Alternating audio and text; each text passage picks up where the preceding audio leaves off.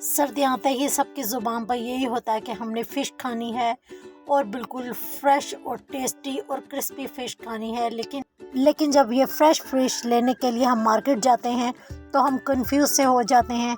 तो आज की मेरी वीडियो इन्हीं छोटी छोटी खामियों के बारे में है जो कि हम कंफ्यूज होकर नज़रअंदाज कर देते हैं। तो चलें अपनी आज की वीडियो की तरफ चलते हैं। बिस्मिल्लाहिर्रहमानिर्रहीम। अस्सलाम वालेकुम। इब्तिसाम क्रिएटिव पावर में आपको खुशामदीद है। Welcome to my channel. हमेशा खुश रहें, आबाद रहें।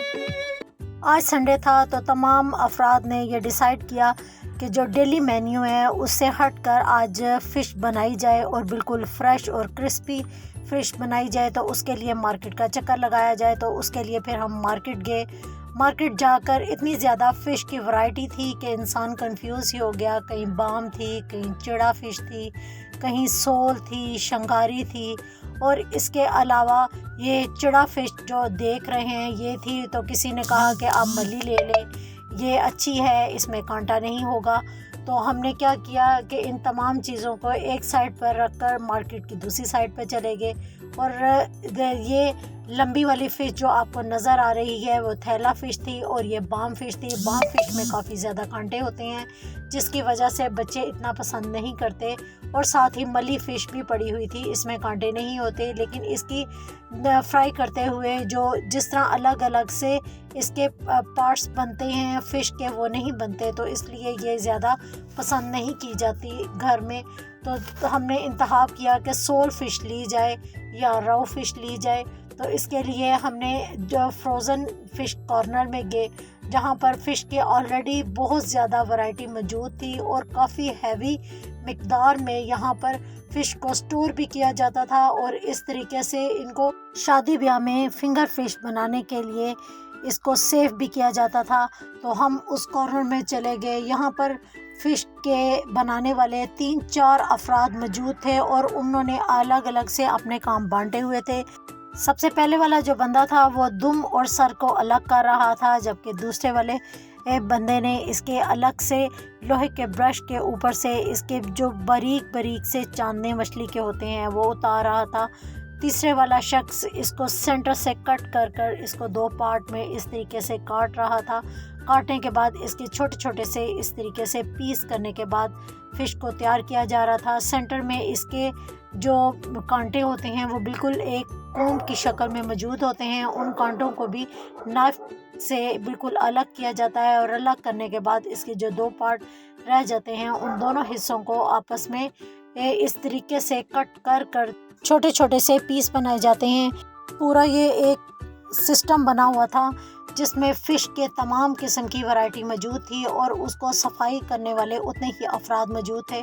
इस तरीके से जो फ़िश का काम था वो घंटों के बजाय मिनटों में हो रहा था। तो ये काफ़ी दिलचस्प एक मालूमात थी जो हमें फ़िश मार्केट जाकर मिली। टेस्ट की अगर बात ली जाए तो सबसे ज़्यादा नंबर 1 पर सोल फ़िश थी, तो दूसरे नंबर पर राव फ़िश और तीसरे नंबर पे चिड़ा फ़िश थी। लेकिन यहाँ पर वो तमाम वैरायटी हमें मिली जो कि हम लेना चाहते थे। तो फ़िश की इस तरीके से गोश्त बिल्कुल ताज़ा मिला और बिल्कुल फ्रेश मिला। असल और ताज़ा गोश्त की यही पहचान होती है कि जब आप इसके हेड वाले हिस्से को खोल कर जब देखें तो उसके अंदर से गलफड़े बिल्कुल खून उसमें निकलता हो और बिल्कुल ताज़ा हो। और सबसे बड़ी पहचान इसकी दुम को जब हम दबा के देखते हैं तो इसकी दुम सख्त हो तो समझें कि मछली बिल्कुल फ्रेश है। लेकिन ये मार्केट में बासी फ़िश का तो सवाल ही पैदा नहीं होता था क्योंकि यहाँ पर तमाम चीज़ें बिल्कुल फ्रेश हमें मिली। क्योंकि बिल्कुल आला और बड़े पैमाने पर यहाँ पर काम हो रहा था। इस तरीके से फ़िश को जब बड़े बड़े कंटेनर्स में लाया जाता था और जो आपने फ़िश लेनी है आप उन कंटेनर से जाकर चूज़ कर लें।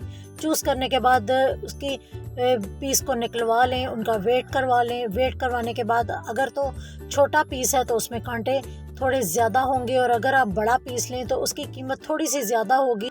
और कांटे ना होने के बराबर होंगे। मेन मार्केट आने का हमें फ़ायदा ये हुआ कि हमें दोनों पीस की एक ही कीमत मिली। को अलग कर कर तमाम देखें जिस तरह अलग अलग से इसके डिपार्टमेंट बने हुए थे, इसमें भी सफाई करना फ़िश की काफ़ी ज़्यादा आसान हो गया। हमने भी इस वक्त जिस फ़िश का इंतखाब किया था वह रो फिश थी और इसके काफ़ी ज़्यादा बड़े वाले पीस हमने लिए थे क्योंकि इसमें कांटे थोड़े कम होते हैं। और इस तरीके से ये फ्रोज़न फ़िश आपको नज़र आ रही है, ये फ्रोज़न थी जो कि ये बनाकर साफ़ कर इस बर्फ़ में और नमक में जब दबा देते हैं तो ये काफ़ी ज़्यादा देर पड़ी रहती है और ख़राब नहीं होती।